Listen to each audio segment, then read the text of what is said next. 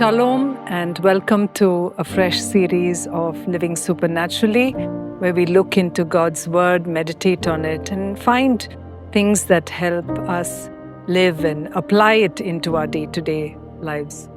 For this series going forward this week, we've chosen something that's very familiar for us, which is the fruit of the Spirit. Galatians chapter 5 verses 22 to 23 talks about the fruit of the Spirit, and we know that there are 9 of them. But we are really going to look at how do we live out the fruit of the Spirit, and we will take each one of them and understand and meditate on it greater. So as a believer, each of us have the presence of the Holy Spirit.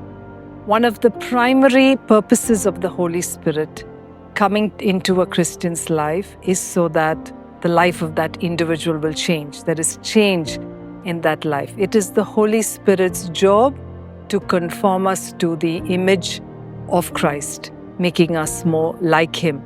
And the Holy Spirit works in us and our character changes. The fruit of the Holy Spirit is the result of the presence of the Spirit in our lives, in the life of a Christian.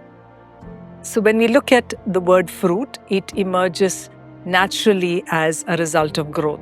And we see it's fruit of the Spirit, meaning it clarifies from where that growth happens. Who is the source of that growth? And we see that it is not our effort, it's not our determination, it's not our doing, but it is the power of the Holy Spirit. So no matter how much you and I strive, we cannot produce spiritual fruit on our own. When we yield to the influence of the Spirit is when miracles happen in our hearts. So today we look at the first fruit, and that is love.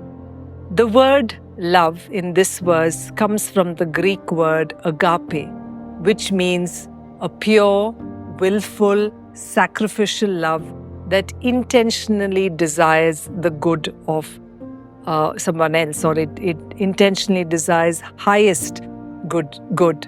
We see the love that was displayed by Jesus. He gave up His life willingly on a cross so that you and I could be saved. He sacrificed His life out of His love so that you and I can be saved. Now, how can we manifest this fruit, love?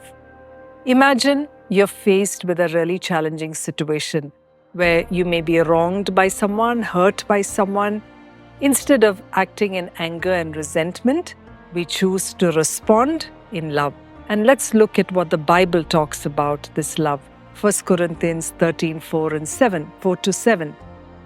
Love suffers long and is kind.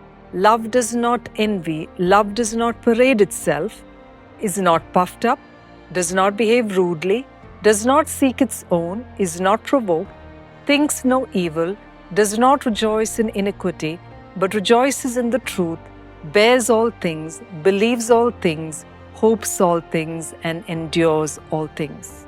So what do we do? How do we manifest this love?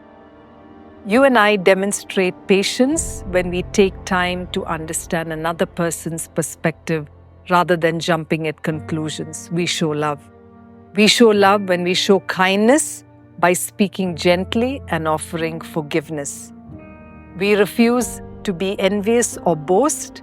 Instead, we celebrate the success of others and we humble ourselves before them. We show love when we refuse to be easily angered or hold grudges. Instead, extend grace and seek reconciliation. We show love when we bear all things, believing the best in the other person and choosing to see their potential rather than dwelling on some past mistake. We hope for the best and persevere through challenges, trusting that God's power will heal and restore those relationships. Through our actions, we reflect the love of Christ, demonstrating the ultimate example of love. So let's live and let's see how we can live and have exhibited the fruit of the Spirit by our love to others. Let's pray together. Heavenly Father, we pray that the fruit of the Spirit of love will dwell richly in us. As we deal and interact with our loved ones, with others outside, God, that you will keep us humble. We will show your love, Lord, that we will be unconditional, we will be intentional in the way we love. May we seek others and the interests of others more than our own. Help us to love like you have loved. In Jesus' name we pray. Amen. Thank you for tuning in to Living Supernaturally. For more resources to strengthen your spiritual walk, please visit apcwo.org.